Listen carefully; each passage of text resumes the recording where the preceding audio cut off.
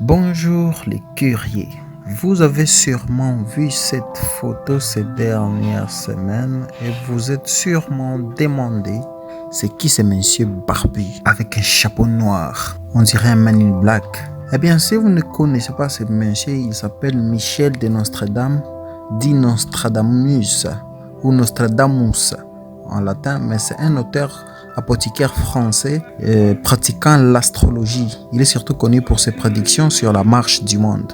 Alors pourquoi vous avez vu cette photo? Vous avez sûrement vu une publication qui cite un extrait qui se retrouverait prétendument dans son célèbre ouvrage de prédiction, Les prophéties, publié en 1555, ce que vous pouvez voir ici. Beaucoup de médias ont essayé de vérifier l'info et ont trouvé que c'est faux. Cette photo est une invention d'un geek sûrement qui ne sait rien faire d'autre de sa vie que de faire des blagues amères, surtout dans ce genre de période. Mais ce qu'il faut savoir, c'est que Nostradamus a quand même des prédictions assez flippantes. Et dans cette publication fausse, vous avez sûrement vu un langage un peu particulier. Eh bien, c'est comme ça que cet auteur ici écrivait ses prédictions sur la marche du monde dans les prophéties parues en 1555. Alors, Nostradamus cite au moins 11 fois le terme Orient à travers ses prophéties, mais aucun extrait ne ressemble à celui qui circule sur les réseaux sociaux. Et d'ailleurs, les prophéties, qui est le livre de Nostradamus, est divisé en 12 chapitres appelés des centuries. Et la deuxième centurie qui est censée se passer donc, dans notre époque actuellement, donc 2000, ça évoque une grande peste des cités maritimes. Mais Wuhan, l'épicentre de l'épidémie de Covid-19, n'est pas une ville maritime. La grande peste des cités maritimes ne cessera que mort ne soit vengée du juste de sang par prix d'âme sans crime de la grande dame par feinte outragée. Mais si vous voulez voir un peu plus près sur ce qu'est réellement cet auteur a prédit sur l'année 2020 ou sur la deuxième centurie dans les prophéties, je vais vous lire quelques extraits qui semblent un peu faire nuance avec la situation qu'on est en train de vivre maintenant. Voici donc ce que Nostradamus va prédire pour l'année 2020. Nostradamus dit que l'humanité souffrirait d'une maladie grave, ce qui est vrai. Il serait difficile de détruire. Il a prédit qu'une pandémie pourrait tuer des dizaines de millions de personnes aux États-Unis et partout dans le monde. Il prédit aussi que pour 2020, cette année annonce de nombreuses catastrophes naturelles, mais également des progrès dans les domaines scientifiques. Des inondations affecteront de nombreux pays d'Europe, Italie, République tchèque, Royaume-Uni, et ce continent sera également la cible de nombreuses attaques terroristes. Au Moyen-Orient, l'extrémisme religieux se développera. Un séisme majeur se produira dans la zone qui se situe entre la Californie et Vancouver. L'année 2020 s'annonce critique, mais elle ne symbolise pas forcément la fin du monde que nous connaissons. Voilà les prédictions de Nostradamus.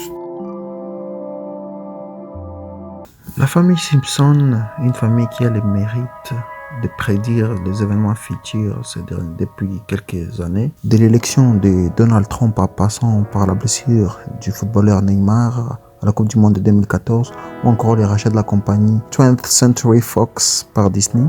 Beaucoup de curieux se demandent aussi donc si l'épidémie du coronavirus avait-elle été anticipée par cette série animée.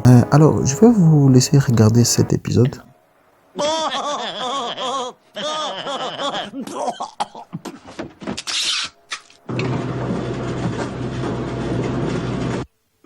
Mon éconogie n'arrivera jamais. Tiens, pas, ça vient d'arriver. Mère, prépare-toi à me serrer dans tes bras. Je t'ai acheté un nouveau presse-fruits. Oh, bonté divine! Les germes de la grippe m'envahissent par tous les orifices.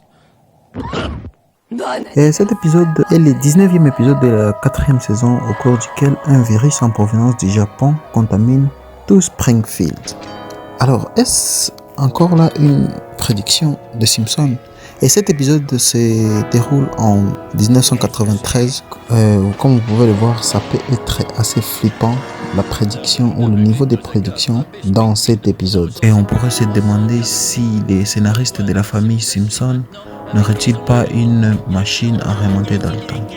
Mais concernant cet épisode, je suis désolé de décevoir votre curiosité. Cet épisode n'est pas une prédiction du coronavirus, mais c'est un épisode intitulé Marge à l'ombre. Ça s'était inspiré de la grippe de Hong Kong qui a fait 1 million de morts en 1969.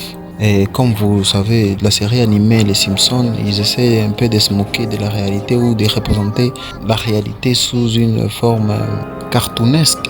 Mais ceci étant, les ressemblances avec la situation actuelle sont quand même énormes. Et on ne peut pas négliger quand même encore ces tentatives pour cette série animée de prédire le futur, vu les nombreuses tentatives qu'ils ont fait dans le passé et qui s'étaient avérées vraies. Mais que disent maintenant les théories du complot à propos de ce nouveau virus qui nous touche tous? Il y a plusieurs qui pensent que le virus serait créé par l'armée américaine qui chercherait la guerre avec l'armée chinoise. L'armée américaine aurait des laboratoires en Chine et inventerait le virus là-bas afin de réduire la population chinoise pour des raisons économiques. L'autre théorie, c'est la théorie Donald Trump. Donald Trump, pour sa campagne, rappelez-vous la campagne électorale aux États-Unis, c'est en novembre.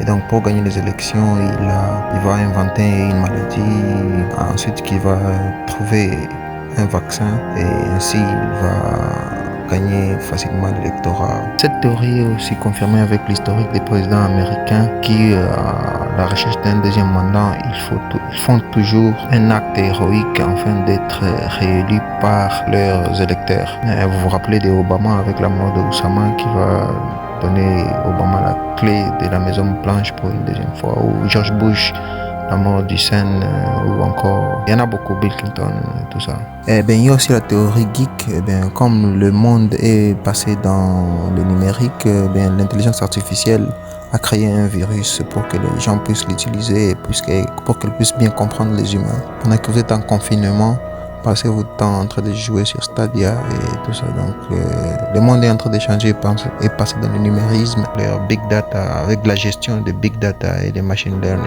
L'autre théorie, c'est que c'est une diversion des extraterrestres qui vont passer actuellement bientôt sur Terre et qu'ils ne veulent pas que les gens puissent être dehors pour pouvoir observer tout ça. Ils aimeraient garder les gens dans des maisons afin de leur passer discrètement à côté de la Terre sans qu'il y ait panique dans la population. Et vous, quelle est votre théorie à propos de ce nouveau coronavirus?